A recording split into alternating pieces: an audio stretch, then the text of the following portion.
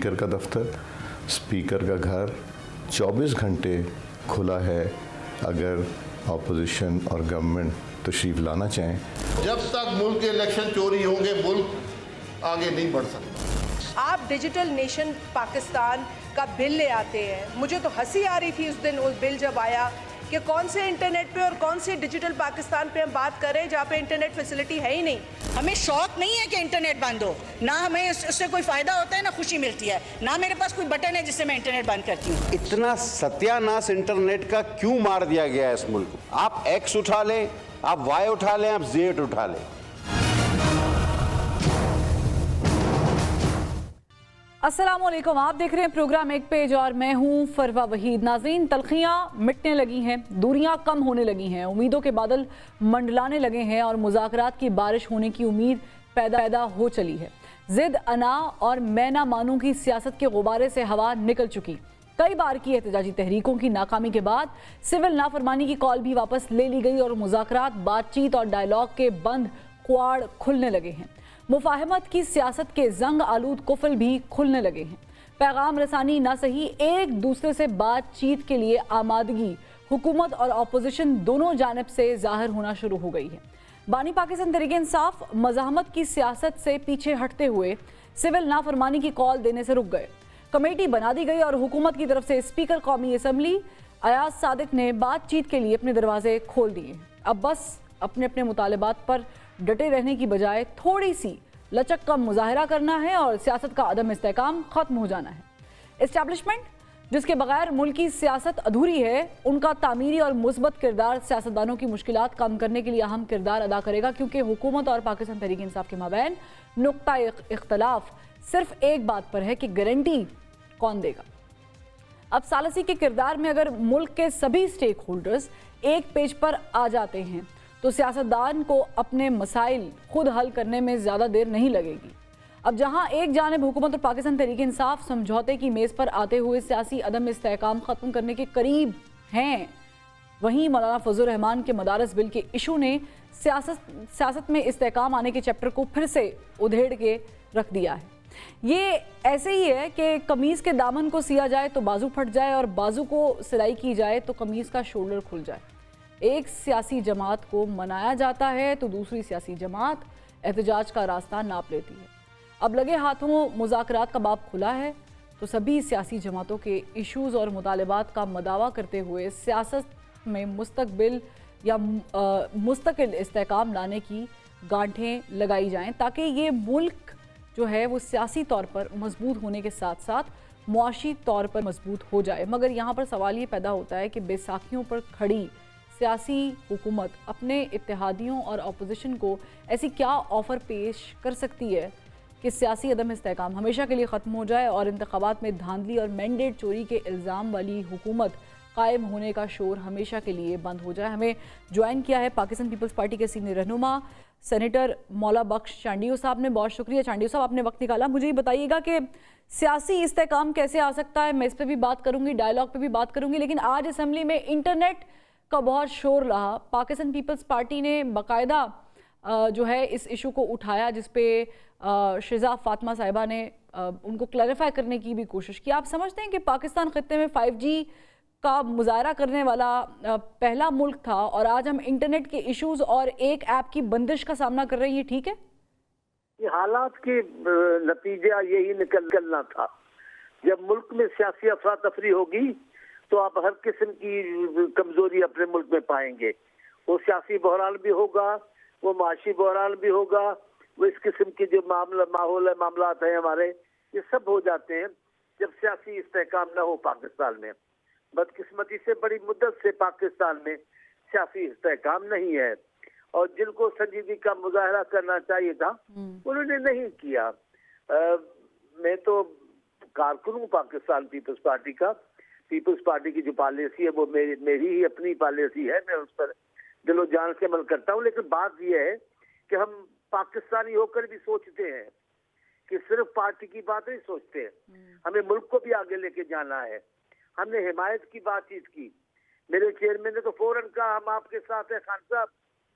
खान साहब को ये अच्छा नहीं लग रहा था और वो इंतजार में थे किसी बड़ी चीज के कोई बड़ा खान साहब हमें कहेगा तो बातचीत करेंगे। उन्होंने बिलावल साहब के ऑफर को अहमियत नहीं दी, उन्होंने शहबाज शरीफ के ऑफर को अहमियत नहीं दी। नतीजा ये निकला कि बहरान तूल पकड़ गया। शदीद तो उतना पहले दिन से ही था, तूल पकड़ गया। चांडिया साहब, अब जब वो ऑफर दे रहे हैं, उन्होंने कमेटी बना दी, अब उन्होंने कमेटी भी बना दी है। अयाज सादिक साहब कह रहे हैं मेरा दफ्तर भी खुला है। मैं कमेटी का खैर मुकदम करता हूँ, और आप मेरे 1-2-3 महीने से या 1 साल से भी देखेंगे तो मेरा एक जुमला आपको हर प्रोग्राम में मिलेगा कि बिल आखिर हुकूमत को सियासी जमायतों से बात करना होगा, और अपोजिशन को, खान साहब को बिल आखिर सियासी पार्टी से बात करना होगा, और सियासी बातचीत के सिवा कोई दूसरा हल नहीं है जो पाकिस्तान को बहरान से निकाले। मेरा ये ईमान का हिस्सा है। मैं कहता रहा हूँ, तब कहते नहीं करेंगे, वो करेंगे उंगली वाले, जो भी उन्होंने कहा। लेकिन आखिर आज सियासी कारकुनों की पेशन गोई दुरुस्त हो रही है, वो राजी हो गए। शुक्र अल्हम्दुलिल्लाह, मैं उनको गुस्सा दिलाने के बजाय उनको कोशिश करता हूँ कि वो। लेकिन आपके इतने सियासी तजुर्बे हैं चांडिया साहब, आपकी ऐसा यू टर्न लेते हैं, ऐसा मामला पर कुछ भी नहीं कहेंगे, एक जुमला कहेंगे पहले हमारा मैंडेट वापस करो। एक जुमला भी कह दिया तो सारी मेहनत जाया होगी। अल्लाह करेगा इस बार ऐसा नहीं करेंगे, और सियासी बातचीत होगी। पार्टी हमें देखे ना, सियासत का हल, सियासी बहरान का हल सियासतदानों के पास है, सियासी पार्टियों के पास है। अगर मुल्क की सियासी पार्टियां आप समझते हैं, क्योंकि देखें चांडिया साहब, आप बड़े जीरक सियासतदान हैं, इस्टेब्लिशमेंट का भी रोल सियासत में अलबत्ता रहता तो है, और है भी, ये कोई माने या ना माने। आप समझते हैं इसके बगैर कोई हल निकल सकता है उनकी इन्वॉल्वमेंट के? देखिए, एस्टेब्लिशमेंट जिसको आप कहते हैं वो पाकिस्तान का हिस्सा है। पाकिस्तान के हर बहरान में उनका हिस्सा है। हर बहरान में उन्होंने पाकिस्तान की सिविलियन हुकूमत की मदद की है। ये कोई ऐब नहीं है कि अगर उनका हिस्सा है और वो ठीक करेंगे तो। अगर अफरा तफरी को ठीक करने के लिए अपने ही मुल्क के किसी इदारे से मदद ली जा सकती है, बातचीत की जा सकती है, तो मेरे ख्याल में क्या बुराई है। बहरान तो खत्म हो जाए, लोगों की जानें तो आजाद हो जाए मुसीबतों से, फिर बाकी मामला को भी। लेकिन जब ये डिस्कस करते हैं कि पाकिस्तान तहरीक इंसाफ की गारंटी कौन देगा चांडिया साहब, तो ये तो एक बड़ा मसला है इमरान खान साहब की। तहरीक इंसाफ की गारंटी तो खान साहब खुद भी नहीं देंगे, क्योंकि खुद ही सीरियस नहीं है, खुद ही 5 मिनट में अपना मौक़िफ़ तब्दील कर लेते। लेकिन हमें फिलहाल अच्छी उम्मीद रखनी चाहिए, अल्लाह ताला उन्हें सिरातुल मुस्तकीम अता करेगा, और पाकिस्तान को बहरान से निकालने के लिए वो अपना उनका जो ताकत है वो इस्तेमाल करेगा। लेकिन उन्होंने ये अमली मुजाहरा तो किया चांडिया साहब, उन्होंने सिविल नाफरमानी की कॉल अपने कहने पे, मशवरे पे वापस ली है। कामयाब हो गई है कॉल कि इन्होंने ये वापस लेकर कोई एहसान किया है, कुछ भी नहीं। फाइनल कॉल का क्या हुआ, उससे पहले कॉलें हुई है, उनका क्या हुआ। ये तो उन्होंने खुद अपनी भी इज्जत बचाई है। सिविल नाफरमानी कोई आसान बात होती है? पूरे मुल्क को हिला के रख देना कोई छोटी सी बात है? ये इनके बस की, हाँ इनके बस में है। एक किसी जगह पे 1000, 10,000, 20, 1 लाख आदमी जमा करके इंतशार कर सकते हैं, शोर कर सकते हैं, आंसू गैस चलवा सकते हैं, लेकिन सियासी बहरान पैदा करना बड़ी बात होती है, वो नहीं हो सकता। ठीक, यानी सियासत के अंदर इस्तेकाम की ज़रूरत है, और इस्तेकाम बगैर शर्त के ही आएगा। बहुत शुक्रिया मौला बख्श चांडिया साहब, आपने अपना की वक्त जो है वो निकाला। यहाँ पे एक ब्रेक लेते हैं, ब्रेक से फिर वापस आते हैं।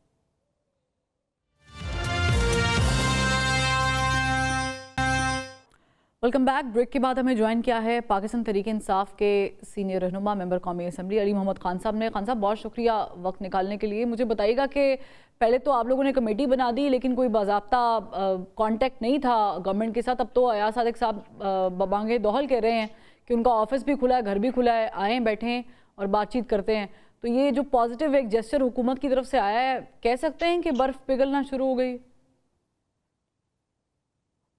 जी बहुत बहुत शुक्रिया। बिस्मिल्लाहिर्रहमानिर्रहीम, अल्लाहुम्मा सल्ली अला मुहम्मद व अला आलि मुहम्मद। मेरे ख्याल में एक बड़ी डेवलपमेंट हुई है जब जनाब इमरान खान साहब ने जो कमेटी बनाई है डायलॉग के लिए, जिसके सरबरा अपोजिशन लीडर जनाब उमर अयूब साहब हैं, और बाकी भी उसमें सीनियर क़यादत हैं। असद कैसर साहब भी वहीं पे हैं, और हमारे एलाइज भी उसमें हैं। सीनियर वकील हामिद खान साहब हैं वहाँ पे, तो सलमान राजा साहब हैं।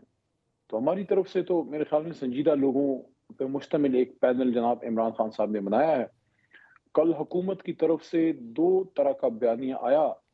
एक तो जो एक हॉकिश सा जो एक उनका रहता है वो भी था, जिसमें मैं ना मानू वाली बात है कि ना वो शहादतों को मानते हैं, ना वो ये कहते हैं कि यहाँ कोई हमदर्दी का इजहार हो। लेकिन साथ ही फिर एक हुकूमती मेंबर उन्होंने कहा कि नहीं, दोनों तरफ की शहादतों पे मैं इन्ना लिल्लाहि व इन्ना इलैहि राजिऊन हमें कहना चाहिए। राना सनाउल्लाह ने ये बात की थी। मैंने राना साहब की बात को अप्रिशिएट किया कि अच्छी बात है कि कम से कम हुकूमत से भी कोई ऐसे हैं जो समझते हैं कि ये जो शहादतें हुई हैं वो गलत है, नहीं होनी चाहिए। फिगर्स डिस्प्यूटेड हो सकती हैं, फिगर्स के कितने हैं। हमारी क्लेम ज्यादा है और हमारी क्लेम अक्सर एक क्रिटिसिज्म जनाब बैरिस्टर गौहर साहब पे आती थी कि आपने 12 की फिगर क्यों दी है। उन्होंने 12 पे क्लोज नहीं किया था, उन्होंने ये कहा था कि हमारे पास 12 के फैक्ट्स आ गए हैं और मजीद फैक्ट्स अगर आते हैं, इंफॉर्मेशन आती है तो ये फिगर्स अल्लाह ना करे कि बढ़े, लेकिन बढ़ भी खुदा ना खास्ता सकती है। अगर आपके पास फिगर्स आते हैं, क्योंकि मिसिंग अगर लोग हैं और मिसिंग अगर पुलिस के पास भी नहीं है या इदारों के पास भी नहीं है, तो फिर आप क्या उसका प्रिज्यूम करेंगे कि वो इंसान कहाँ गए जो यहाँ एहतजाज के लिए आए थे। बहरहाल डायलॉग वाली बात पे आते हैं कि स्पीकर ऑफिस एक न्यूट्रल ऑफिस होता है। हालांकि कोई भी स्पीकर हुकूमती जमात का तो मेंबर रहा होता है या मेंबर होता है, लेकिन एक निस्बतन आप कह सकते हैं कि निस्बतन गैर मुतनाज़ा होता है फोरम, क्योंकि अगर स्पीकर के मुकाबले में टू सम एक्सटेंट कह सकते हैं, अनबायस्ड तो फुली आप नहीं कह सकते, लेकिन अगर इसकी बजाय कोई ये ऑप्शन हो कि आप सदर हाउस में जाके मुज़ाकरात करें या पीएम हाउस में जाके करें, तो वो तो हमें कबूल नहीं है, किसी भी अपोजिशन को शायद कबूल ना हो। उसके लिए फिर आपको एक न्यूट्रल फोरम चाहिए होता है, तो सबसे न्यूट्रल फोरम पार्लियामेंट है।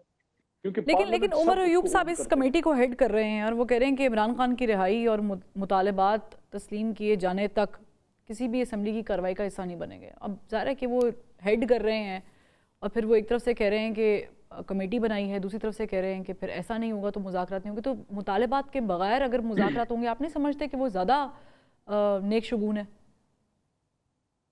देखिए, ये जो प्रोसेस है ना, ये मुज़ाकरात वाला, ये कोई आसान रास्ता तो नहीं है ना। मुश्किल सूरत हाल में से इस कमेटी ने रास्ता निकालना होगा। दोनों तरफ की जो अगर कमेटी फर्ज करने बैठती है, शहादतें भी हुई पड़ी हैं। इमरान खान साहब भी जेल में है 500 दिनों से, असीरान जेल में है। 9 मई का एक मामला है, 8 फरवरी का इलेक्शन जो है वो चुरा लिया गया है, 26 नवंबर की रात को जो हुआ है वो सबके सामने है। तो इन सारी चीजों को अगर आप देख लें, अब आप इसकी एनवायरनमेंट देख लें, एनवायरनमेंट कैसी है। एनवायरनमेंट तो कोई कंडीसिव नहीं है ना, ठीक है। हॉस्टाइल एनवायरनमेंट में लोगों ने काम करना है। मेरी तो इनसे हमदर्दी है, मैं तो कमेटी का लेकिन खान साहब देखिए, दो रास्ते होते हैं सियासत में, आप बड़े समझदार हैं। इसलिए है मेरी हमदर्दी इसलिए है कमेटी के लोगों से कि हमारी तरफ से जो मेंबरान है, सीनियर हमारी क़यादत वहां बैठी है, और अगर हुकूमत की तरफ से भी कोई संजीदा लोग आते हैं बात को ठीक करने के लिए, तो मेरी हमदर्दी इस वजह से है कि हॉस्टाइल एनवायरनमेंट हमारे लोगों को होगी, हर तरफ से क्रिटिसिज्म होगी। तो इस हालात में उनको मामला को ठीक करने के लिए जाना होगा। हमारी तो एक ही मतमा नजर है, देखें हमें मुज़ाकरात से और कुछ नहीं चाहिए। हमारा मकसद तो सिर्फ और सिर्फ, अगर मेरे से कोई मेरी जाती राय पूछे या अगर मेरे से पूछे कि आपकी सोच क्या है, पार्टी को क्या चाहिए, मेरे ख्याल में इस वक्त हमें सबसे बड़ा ऑब्जेक्टिव इमरान खान साहब की असीरान की रिहाई, और अब ये जो 26 नवंबर का हो गया है शहीदों का जो है वो इंसाफ। अब हुकूमत की इसमें क्या उनकी प्रायोरिटी है वो तो हुकूमती लोग आपको बता सकते हैं। लेकिन ये जो रिहाई वाला मुतालबा खान साहब, टेक्निकली आप ये मुतालबा मेरा ख्याल से कहीं और करना चाह रहे हैं। ये मुतालबा गवर्नमेंट के तो बस की बात नहीं है ना, क्योंकि उन्होंने तो आपको एक ही लाइन कहनी है जो मीडिया पे भी बैठ के कहते हैं कि जी आप जाएं कोर्ट में, वहाँ पे इंसाफ लें, वहाँ पे केसेस चल रहे हैं।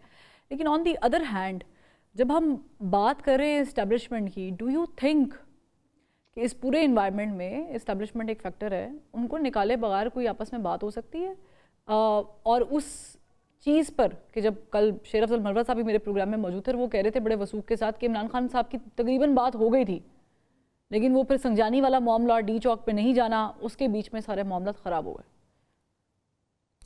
चलिए देखें, वो तो हो गया, जो कहते हैं कि पुलों के नीचे से पानी गुजर गया, अब क्या, अब लकीर को पीटने से क्या फायदा। अब आगे की बात करते हैं। देखें, मैं अगर मुल्क की बात, लेकिन आप लोगों का नुकसान हो गया ना, पुलों के नीचे से पानी तो गुजर गया, लेकिन उसमें जो आपकी कश्तियां थी उनको काफी नुकसान पहुंच गया। नहीं, उसको मैं इस तरह से नहीं देखता। मैं जो बात करूंगा उस पर फिर आप या आपके नाजरीन बाद में सोचिएगा।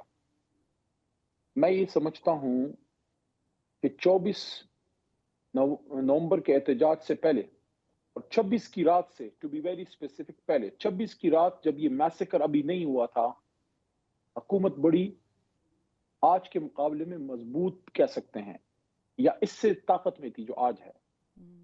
ताकत के इस्तेमाल के बाद मेरे ख्याल में हुकूमत वीक हुई है। अच्छा। और उसके साथ साथ टार्निश हुई है रेपुटेशन इदारों की। जो मैंने कल असेंबली में एक बात इनको की है, काश वो समझ आ जाए कि हमारे जो लोग शहीद हुए हैं उनकी ना सिर्फ रूह निकली है बदन से, उनका मान टूटा है।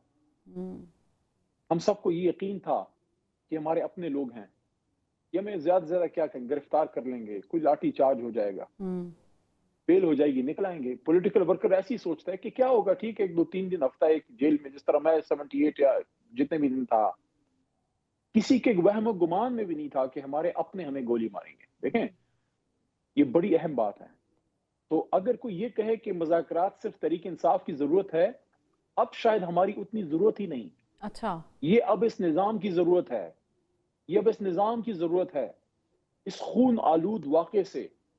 और ये जो एक बदनामी है, सिर्फ इसकी नहीं, मैंडेट की वापसी, ये जो मैंडेट चुराया गया है, ये जो आम आवाम में आज हालात हैं। खान साहब, मैं कतई कलामी की माफी चाहूंगी, मैं कतई कलामी की माफी चाहूंगी। एक ऐसी हुकूमत करना चाहूंगा, एक ऐसी हुकूमत, मैं सुन लीजिए, मैं कोई मुतनाज़ बात नहीं करना चाहता, मैं बैनुस्सुतूर बात करूंगा। समझने वाले समझ जाएं कि आज शादियों में, गमियों में, बाजारों में, पेट्रोल पंप में, किसी मेले में, किसी बाजार में, किसी अस्पताल में जो बहस होती है अच्छी नहीं है, वो मुल्क के इदारों के लिए अच्छी नहीं है। पोलराइजेशन बहुत बढ़ गई है हमारे मुल्क में, इसको ओवरकम करने की जरूरत है। बिल्कुल ठीक फरमा रहे हैं आप। इस निजाम की है, ये जरूरत अब इस निजाम की है, इस डेमोक्रेसी की है, इस सिस्टम की है, इस एस्टेब्लिशमेंट की है कि इस निजाम को आज, एक लफ्ज है ना, हिंदुस्तान से मुस्तार ले लेते हैं, हिंदी का लफ्ज है कि मुक्ति कौन दे सकता है। अब इस पूरे सिस्टम को इस जकड़ाव से मुक्ति एस्टैब्लिशमेंट दे सकती है। One man Imran Khan, one man Imran Khan साहब बाहर आते हैं, और वो अगर मामलात को ठीक करना चाहते हैं, ठीक करते हैं, तो आपके मसाइल, निजाम को मैं कह रहा हूँ सबके और हुकूमत के, ठीक है। चले, ये जो मुक्ति है, ये जो मुक्ति है, खान साहब सिर्फ just hold on for a second, ये जो मुक्ति है, ये कौमी हुकूमत की सूरत में मिल सकती है? ये ऑप्शन डिस्कस हो रहा है। मुझे नहीं पता कि हमारे खान साहब इसको किस तरह से लेंगे, क्योंकि उनकी जितनी अंडरस्टैंडिंग है खान साहब के साथ, जितना अरसा गुजर गया है, जितना उनको मैं समझता हूँ, मेरे ख्याल में शायद वो किसी कौमी हुकूमत के हक में ना हो, क्योंकि उनकी जो सोच है, वो अपोजिशन में तो बैठ सकते हैं, माजी में भी बैठे 2013 से 18 में, अब भी हम अपोजिशन में बैठे हैं। और जो उनकी सोच है कि अगर आज का इमरान खान के जेल में काफी उनके साथ बैठकें मेरी हुई हैं, उनको सुना है मैंने उनकी सोच, बल्कि मैंने एक दफा उनसे पूछा, बातों से बात निकलती है कि खान साहब, ये इतना अरसा आपका जेल में गुजरा, मेरे तो बचपन के चाइल्ड हीरो हैं। I was small kid when he was the captain of Pakistan, तो मेरे तो हीरो है, पॉलिटिकल लीडर तो बाद में। मैंने कहा खान साहब, जितना मैंने आपको फॉलो किया है, ऑब्जर्व किया है, जिंदगी में पहली बार आप लोगों से दूर रहे हैं, वरना आप सुपरस्टार थे, फिर आप फिलंथ्रॉपी में आ गए, फिर आप पॉलिटिक्स में आ गए, फिर आप वजीर आजम बन गए, तो लोगों में ही रहे आप, सारी जिंदगी लोगों में रहे, पहली बार आप दूर हुए। क्या सोचा, क्या देखा, क्या? तो उन्होंने मुझे बताया कि मैंने 3 बार कुरान, उन्होंने कहा कि 2 या 3 बार उन्होंने कहा कि मैंने पढ़ा है तर्जुमे से, और दूसरा उन्होंने कहा कि बहुत सी चीजें क्लियर हुई हैं। तो आज का इमरान खान, जिसको मैं अब समझता हूँ, अगर आप आज के इमरान खान को 2018 में वापस ले जाएं और उनको ऑप्शन दें कि आप मिली है, बना रहे हैं, ऑप्शन मिली है कौमी हुकूमत की। अब सुने, मैं दूसरी बात कर रहा हूँ, मैं वक्त की कमी है, खान को अगर आप पीछे ले जाएं 2018 में और उनको ऑप्शन दें कि आपके पास ये एलाइज हैं, ये MQM है, ये क्यू लीग है, फलाना लीग है, ये ढमकाना लीग है, इनके साथ एक कमजोर कोalition हुकूमत बनानी है, अपोजिशन, जितना मैं खान को समझता हूँ, अब वो अपोजिशन लेंगे, वो अगर हुकूमत में आएंगे तो 2/3 से आना चाहेंगे ताकि अपनी पॉलिसी, यानी वो बैसाखियों पे नहीं आएंगे। इसका मतलब है कि वो कौमी हुकूमत का हिस्सा नहीं बनेंगे। आप लोगों को खान साहब वन लाइनर बताइएगा, टाइम की कमी है, आपको ऑफर हुई है कोई इस तरीके से, कोई बातचीत कोई इनिशिएट की गई? कौमी हुकूमत है, आप लोग भी हिस्सा डालें, सोचें इस बारे में। नहीं, मेरे सामने कोई ऐसी बात नहीं आई। अगर आई होती तो मेरा फिर काम है कि मैं उसको बात को लेके खान के पास जाऊं। और देखें, आखिरी बात, जमात में आप बहुत से लोगों से मिलते हैं, जब आप एक सिस्टम एंटर होते हैं तो आपकी सबसे दोस्तियां हो जाती हैं, ताल्लुक बन जाता है, हुकूमत में भी, कभी अपोजिशन में भी जब आप होते हैं, जिस भी उसमें होते हैं, पार्लियामेंट में सब। लेकिन एक आदमी की वजह से मैं इस तरीके इंसाफ में हूँ, इमरान खान, और मेरी कंसर्न सिर्फ एक है कि मेरा लीडर बाहर निकले और वो इस कौम को लीड करे। ये इस कौम का हक है कि उसको वो आदमी मिले जो वो चाहते हैं कि हमें लीड करे। अब खान साहब देखें, बड़ी बातें होती हैं -1 की और इस तरह की बातें होती हैं। ठीक है, यानी ज़ाहिर है कि खान साहब की रिहाई आप लोगों का मुतालबा है और देखना ये कि उस पर क्या बातचीत होती है। बहुत शुक्रिया बहरहाल मोहम्मद खान साहब, आपने अपना कीमती वक्त निकाला। नाज़रीन, यहाँ पे एक ब्रेक लेंगे, ब्रेक के बाद हमें फवाद चौधरी साहब ज्वाइन करेंगे।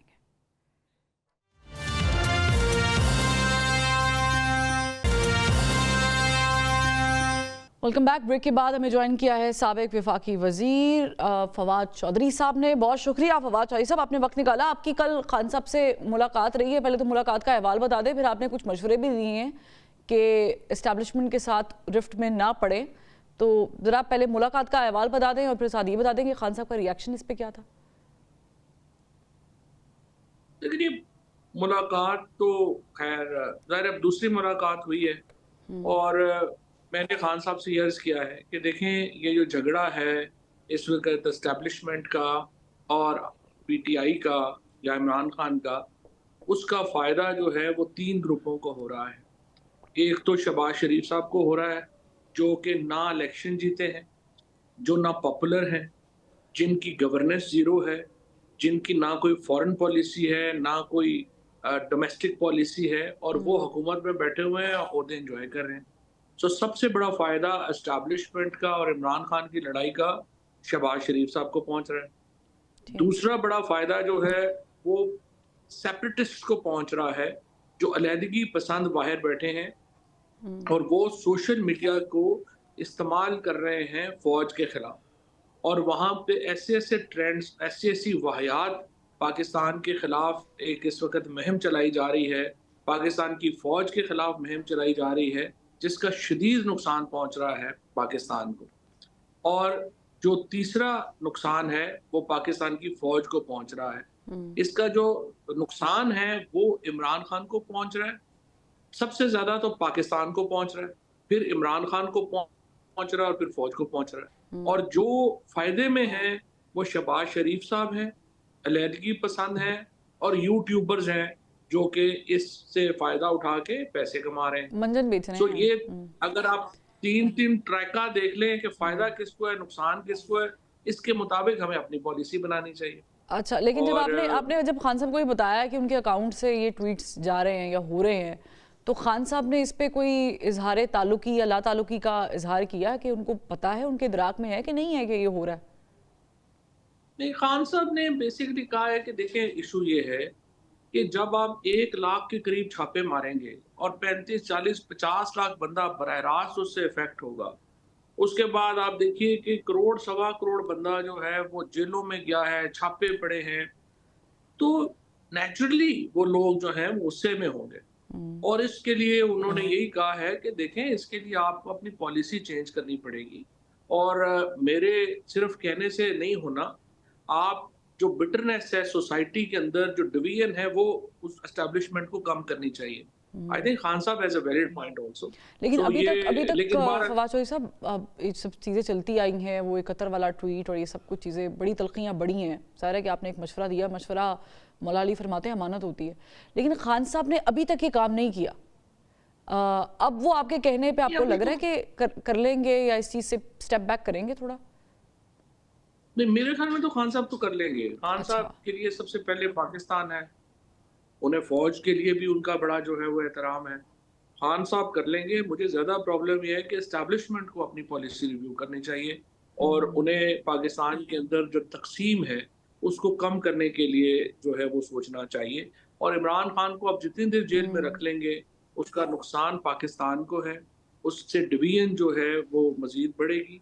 और अनलेस इमरान खान को आप जो है वो बात करके ये बिटरनेस कम नहीं करते, डिवीजन कम नहीं करते, पाकिस्तान को शदीद नुकसान पहुंच रहा है इससे।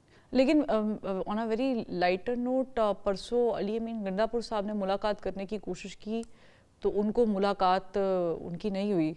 अब आपके चेहरे पे मुझे लगता है कि वो हल्की सी मुस्कुराहट आ जानी चाहिए कि आपकी मुलाकात हो गई। बड़ा वैसे फवाद चौधरी साहब इसे हसीन इत्तेफाक का या यूँ कहें कि आप मामला सेटल डाउन कराने जा रहे हैं, ऐसा फीलर आ रहा है कि आप इस्टेब्लिशमेंट और इमरान खान साहब के बीच में जो तलखियाँ बढ़ी हुई हैं और जिसकी आपने निशानदेही की है, आप इसमें किरदार अदा कर रहे हैं।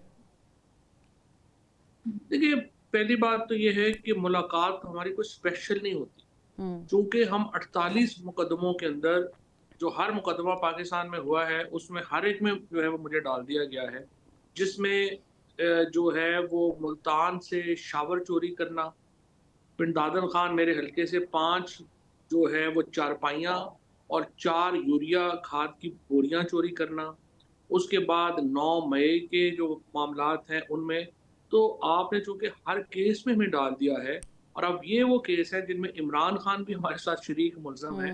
तो ये एक ट्रायल चल रहा है जिसमें सिर्फ मेरी को अकेली नहीं होती, ये तकरीबन समझिए कि 50, 60, 70 लोग जो हैं एक वक्त में प्रेजेंट होते हैं, उनसे होती है। अब ये इरादा बात है, ज़ाहिर है खान साहब के जो कि हम पुराना उनसे ताल्लुक़ है, मोहब्बत का रिश्ता है, तो उनसे बातचीत हो जाती है और वो कर लेते हैं।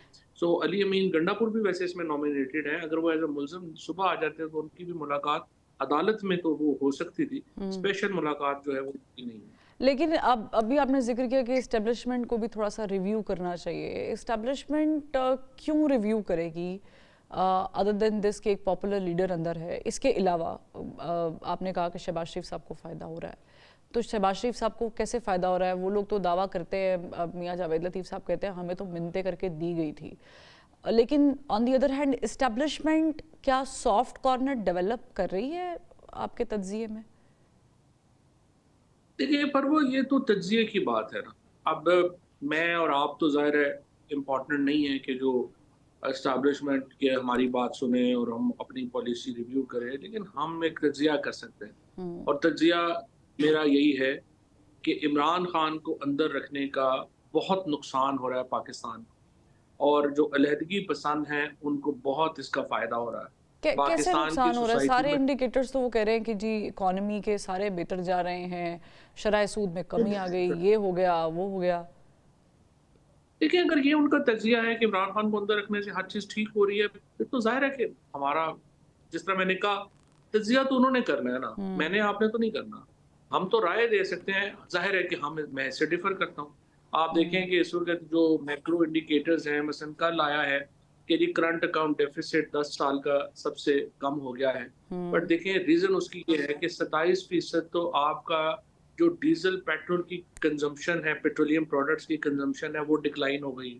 रीज़न उसकी ये है कि आपकी इंडस्ट्री बंद हो गई है, रॉ मटेरियल पाकिस्तान में आ ही नहीं रहा। आपकी रीज़न ये है कि आपने इंपोर्ट्स के ऊपर प्रैक्टिकली पाबंदी लगा दी हुई है, एलसी ही नहीं खुल रही, और इसके नतीजे में हजारों नहीं लाखों लोग बेरोजगार हो गए। किसी वक्त मैं आपसे कहूंगा छुट्टियों से निकले, फैसलाबाद जाएं और टेक्सटाइल इंडस्ट्री के साथ बहुत सारी इंडस्ट्रीज जो हैं वो हमें भी इस चीज़ का पता है, लेकिन ज़ाहिर है कि आपको भी पता और मुझे भी पता है कि मामला रहे। लेकिन साहब, one more question for you. Civil नाफरमानी की कॉल दी जाती है, फिर उसमें इबहाम पैदा हो जाता है कि वो दी गई या नहीं दी गई। आज कहा गया कि वो वापस ले ली गई है, इमरान खान साहब ने पार्टी के लोगों के मशवरे के ऊपर ये वापस ली है।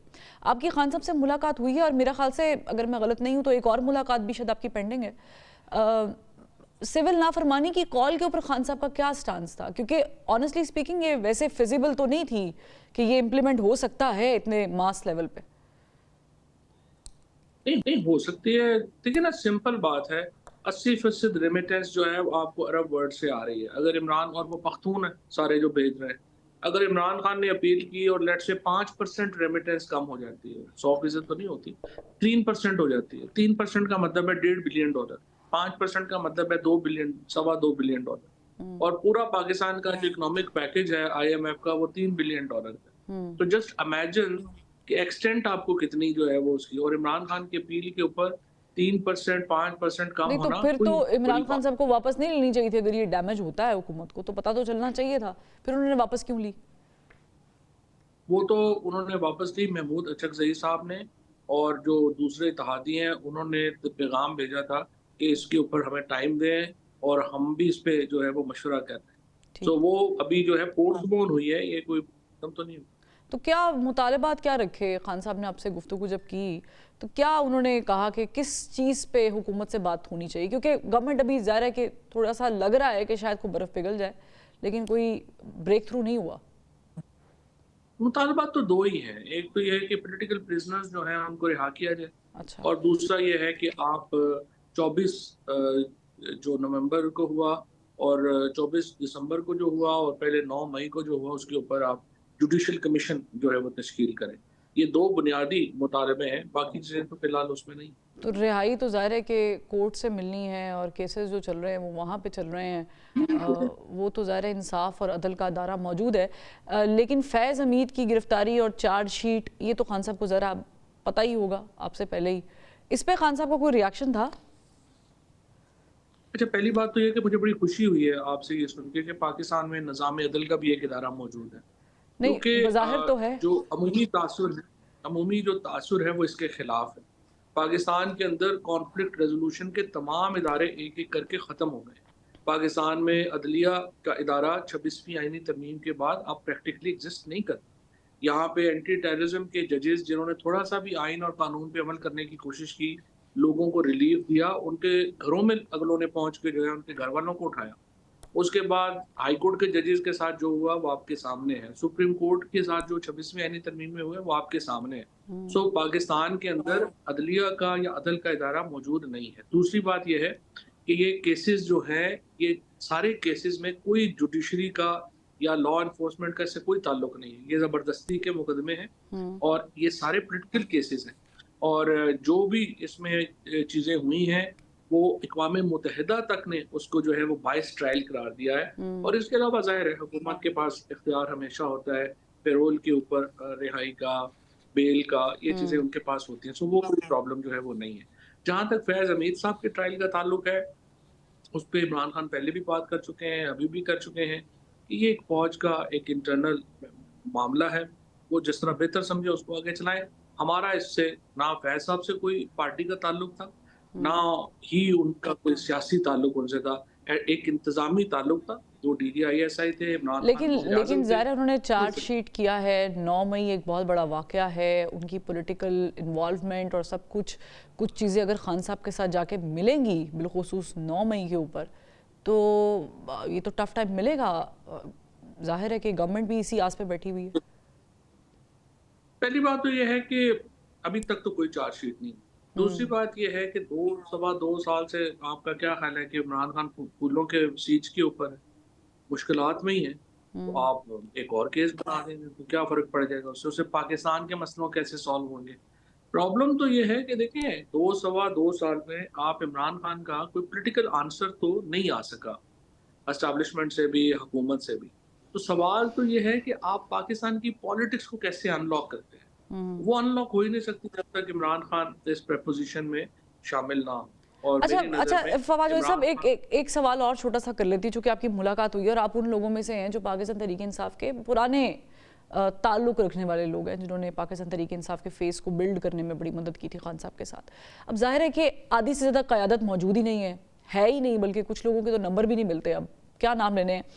लेकिन अब क्या इम्कानात हैं कि मौजूदा क़यादत के होते हुए, और ख़ान साहब से आप मुलाकात करके भी आए, पुरानी क़यादत के वापस आने के, मंजर आम पर आने के चांसेस, या कोई दोबारा से वही पाकिस्तान तहरीक इंसाफ कोई आपको लगता है इकट्ठी होती? क्योंकि फैसल वाउडा साहब ने मेरे प्रोग्राम में कहा था कि उनसे मैंने सवाल पूछा था कि PTI के वजूद से कोई और PTI जन्म ले सकती, तो उन्होंने कहा था लेना चाहिए। तो आपको लग रहा है ये मुमकिन है? नहीं, आप कह रही हैं कि इमरान खान के अलावा बात कर रही हैं? नहीं, इमरान खान के अलावा नहीं बात करी मैं, वो पहली पाकिस्तान तहरीक इंसाफ वर्सेस नाउ पाकिस्तान तहरीक इंसाफ बात। हाँ, नहीं, क्यों नहीं, वो तो देखें सब लोगों को जबरदस्ती ठुड्डे मुक्के मार के छुड़वाई गई थी ना, और वो सारे लोग जो हैं वो PTI का हिस्सा हैं, वो वापस आना चाहेंगे और इमरान खान के साथ उनका ताल्लुक है। जाहिर है मौजूदा लीडरशिप तो थोड़ी सारी है ना कि वो दे आर इनसिक्योर कि वो लोग वापस आ जाएंगे तो हमारा क्या बनेगा। बट फैक्ट इज कि 2 साल आपको मिले थे, आप नहीं चला सके, तो जाहिर है कि आपकी PTI के जो रसल चेहरे हैं वो तो ये अभी नहीं है, और वो इमरान खान के साथ जुड़े हुए हैं। जो ही इमरान खान रिलीज होते हैं तो ज़ाहिर तहरीक इंसाफ के अंदर बड़ी तब्दीलियाँ आएंगी, और यही वजह है कि इमरान खान को रिलीज भी करने में जो रोल होना चाहिए पार्टी का वो नहीं है, क्योंकि वो समझते हैं कि अगर इमरान खान रिलीज हो जाएंगे तो शायद पार्टी भी नहीं। आपको लगता है कि कुछ लोग विकेट की दोनों जानिब खेल रहे हैं? देखिए, मेरे ख्याल में कैपेसिटी नहीं है विकेट की दोनों तरफ क्या खेलना है, उसके लिए खेलना भी तो आना चाहिए ना। बहुत शुक्रिया फवाद चौधरी साहब, आपने वक्त निकाला। नाज़रीन, प्रोग्राम का वक्त जो है वो ख़त्म हो गया है, कल फिर मुलाकात करेंगे। अल्लाह हाफ़िज़।